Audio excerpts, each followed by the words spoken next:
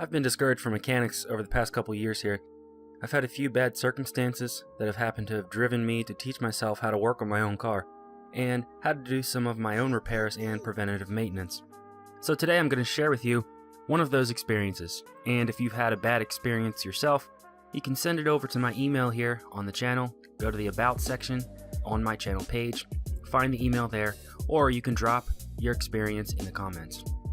In this particular instance today, I'm going to share with you the experience that really tipped the scales for me to start a YouTube channel and somewhat of becoming a car enthusiast. So my brakes had started to squeal when I was coming to a stop, and I know I had needed to replace them. I didn't have much experience in any maintenance with my car at this time, so I decided to go to a national chain repair shop. So I walked in and told them what was going on. All I said was I had a squeal and I'm pretty sure it's my brake pads. He said, "No problem, we'll definitely take a look for you." So they pulled my car in and put it on the lift. They were a bunch of friendly guys and they let me go into the lift bay area and let me watch. At this point, I'm pretty sure everything that came out of their mouths was a lie or a stretch from the truth. I was told that one of the mechanics owned the same exact car that I did, and he knew all about how to work on this type of car. This was my '97 Chevy Lumina. At the time, I believed him, but now I'm pretty sure that was probably not the truth. So they took all four wheels off, said that I needed new tires, new rotors, new ball joints, new pads, new rear brake cylinders, new rear pads, and they said something to the effect of basically everything needed to be replaced behind the wheels. I was not too familiar with brake maintenance, except that you had to replace your pads every 30 to 40,000 miles and your rotors, if they needed it. We walked back to the front desk and I was told it would be almost $800 of work. That doesn't include $500 for new tires. And remember, these are only 16-inch tires, and he was going to charge me $500 for them. All I needed was this squeal to go away. I didn't need no $1,300 in repair. So they told me they had a special going on their rotors, so they'd knock the price down there a little bit. But I told him I'd have to think about it because I wasn't expecting it to be this much. So I slept on it, and he actually called me the next day. I told him all I wanted was the front pads and the rotors. He insisted highly on the rear brake cylinders, and then he went into this little story of how just a few weeks ago, he blew through a stoplight because his rear brake cylinders gave out on him. Again, at the time, I definitely believed him, but now I highly doubt that that actually happened to him. I eventually told him just to do the pads, front rotors, and the rear brake cylinders. He told me it would be around $500.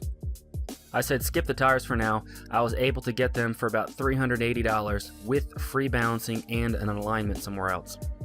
Later that day, I paid for the work, and this actually frustrates me even today. I got back into my car, I backed out, and the squeal was still there. It actually had seemed louder than it was before.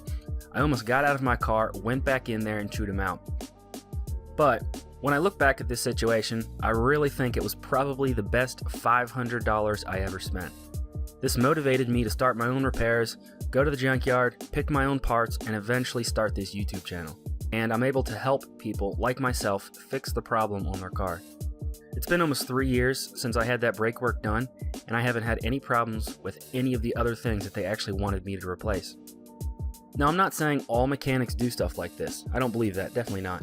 I understand that a mechanic does have to make money, and he has the ability to charge $75 to $100 per hour because of his lift and his investment in the tools and his workshop.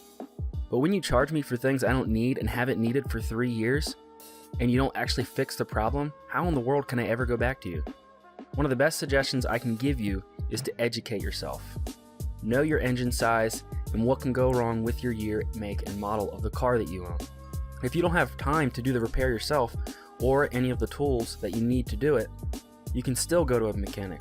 But if you educate yourself, you still have some of the knowledge to be able to communicate him with some sort of mechanical intelligence, and you know that they aren't trying to sell you something that you don't need. So if you're tired of being scammed here on car maintenance and tired of dishonest car mechanics, subscribe to the channel. You can send me your dishonest mechanic story here to my email address, and I might feature it on the channel. If you have a YouTube channel, I'll give you a shout out too with your story. I like showing you basic things here to do in your own car and keep them running. I have a total of 3 cars with a combined mileage of $640,000. If you like cars and would like to make a little money on the side, you can always take your old car batteries and recondition them. Check out the link in the description to find out. Thanks for watching.